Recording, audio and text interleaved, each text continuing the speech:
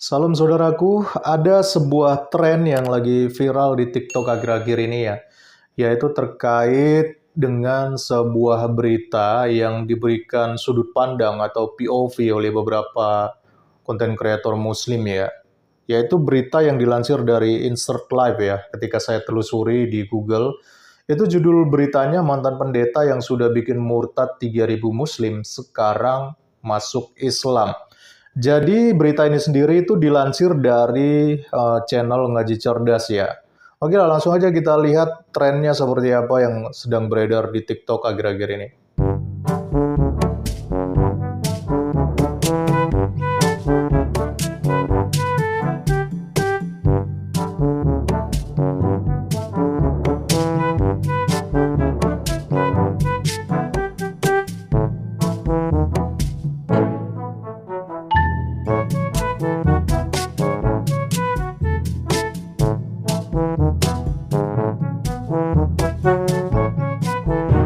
Ya, jadi itulah beberapa konten kreator muslim yang membuat konten ya terkait dengan berita yang cukup fenomenal ini ya teman-teman. Dan ternyata teman-teman ketika saya telusuri konten-konten saya, ternyata saya sudah pernah membuat atau bahkan mereaction berita ini. Dan ini bukan berita baru ternyata, tetapi berita lama dan saya sudah pernah bikin kontennya 2 tahun yang lalu. Tapi diviralkan kembali oleh konten-konten kreator muslim ya di TikTok ya. Oleh karena itu ya sekedar refreshing juga, saya akan putar kembali ya konten yang pernah saya upload sekitar 2 tahun lalu ini ya. Semoga konten ini juga bisa memberikan pencerahan kepada banyak muslim yang mungkin sudah tertipu dengan berita fenomenal ini ya. Ya kan begitu ya, kadang-kadang kan mereka ini suka membuat berita-berita yang bombastis dan berlebihan gitu ya untuk menarik umat gitu. Dan anehnya banyak yang percaya. Oke, langsung aja kita lihat videonya seperti apa. Jadi papa saya itu sudah memurtadkan hampir 3.000 orang. 3.000 orang? 3.000 orang. Allah Akbar.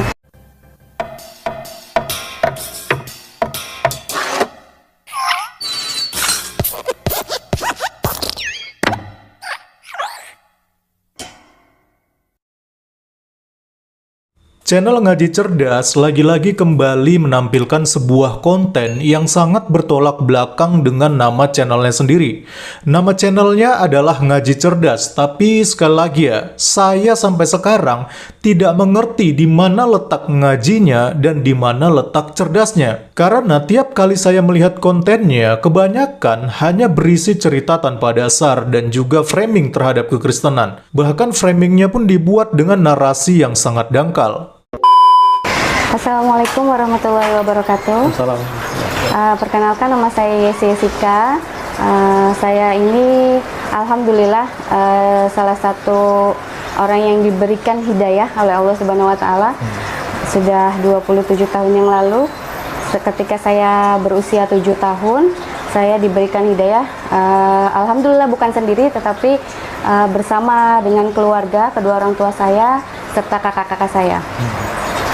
Pada waktu itu latar belakang keluarga saya adalah kebetulan papa saya adalah seorang pendeta yang memimpin beberapa gereja yang ada di Jakarta, dan papa saya menikah dengan ibu saya seorang misionaris di gereja, dan kakak saya yang kita kenal dengan Ustadz Yusuf Ismail itu beliau adalah aktivis gereja.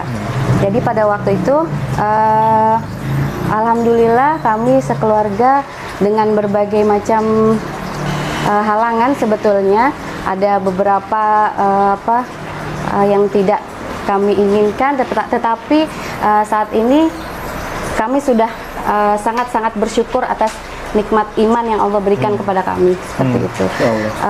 Untuk pada awal mulanya kenapa saya tertarik memeluk Islam, itu karena sifat kelembutan dari ayah saya, dari papa saya, yang sifat yang tadinya beliau itu belum mu'alaf, ketika beliau masuk Islam, sifat beliau itu sangat berubah total, seperti itu.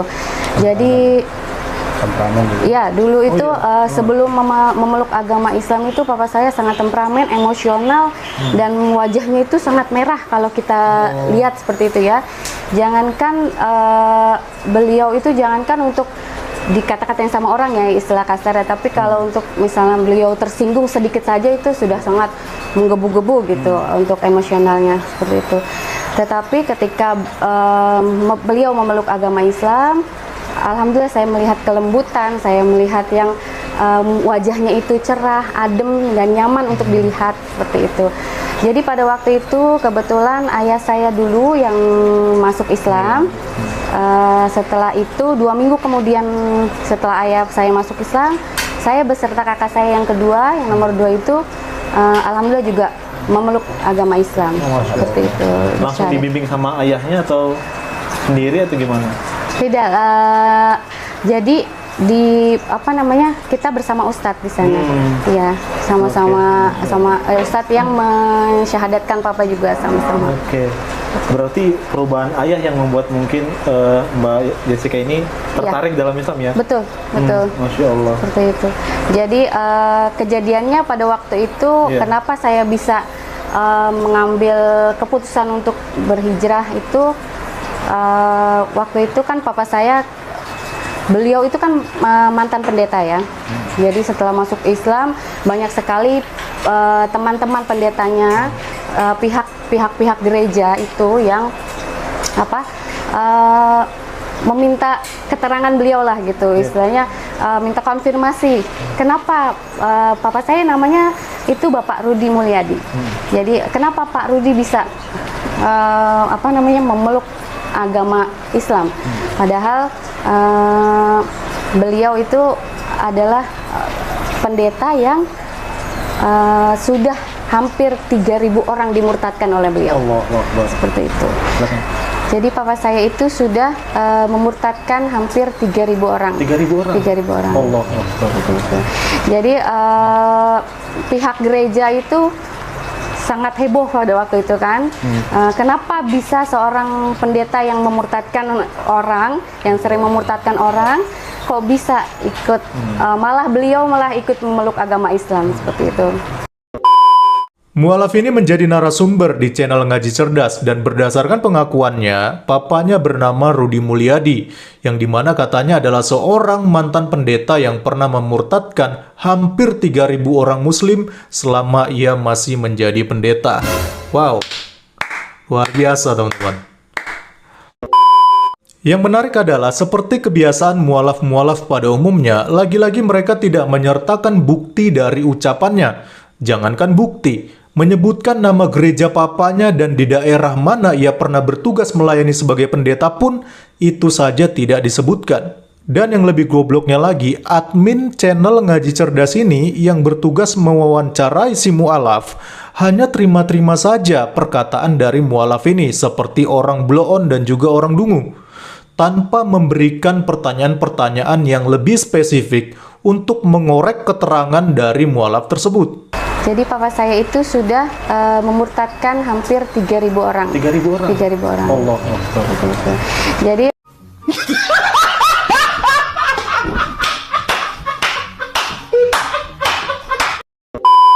harusnya dia bisa saja memberikan pertanyaan di mana gereja papanya yang pernah memurtadkan hampir 3.000 orang itu. Atau harusnya dia juga bisa memberikan pertanyaan-pertanyaan yang lain untuk mencari kebenaran daripada kisah si mualaf tersebut. Kalau channel ini benar-benar cerdas, pertanyaan dasar seperti itu adalah hal yang penting untuk membuktikan apakah benar kisah mualaf ini bisa dipertanggungjawabkan atau jangan-jangan memang hanya kisah yang dibuat-buat untuk memberikan framing terhadap kekristenan. Tapi di sini kita melihat teman-teman, admin Ngaji Cerdas ini lebih memilih tidak bertanya dan hanya terima-terima saja apa yang dikatakan oleh mualaf ini.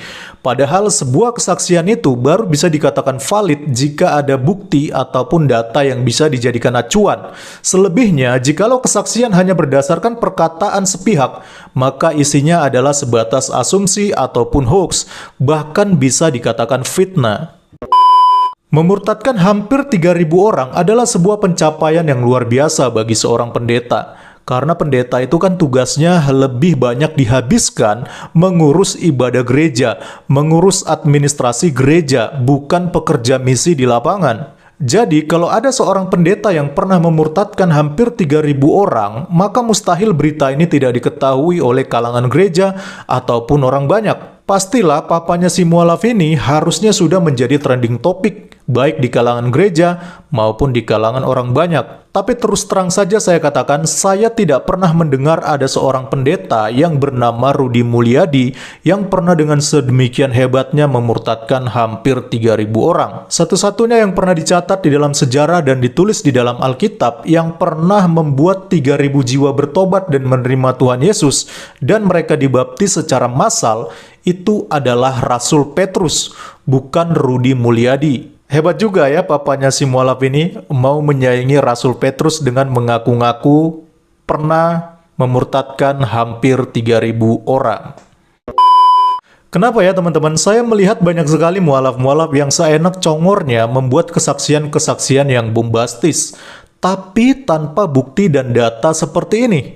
Dan yang lebih herannya lagi, banyak sekali umat muslim yang percaya dan telan mentah-mentah kisah mereka, seolah-olah nalar dan logika mereka hilang begitu saja. Kenapa sih di antara mereka tidak ada yang kritis? Kenapa tidak ada yang mempertanyakan bukti ataupun data mualaf-mualaf ini? Dan yang anehnya lagi, ketika ada umat muslim yang murtad dan masuk Kristen, barulah nalar dan logika mereka muncul tiba-tiba, mempertanyakan buktinya, mempertanyakan kebenarannya.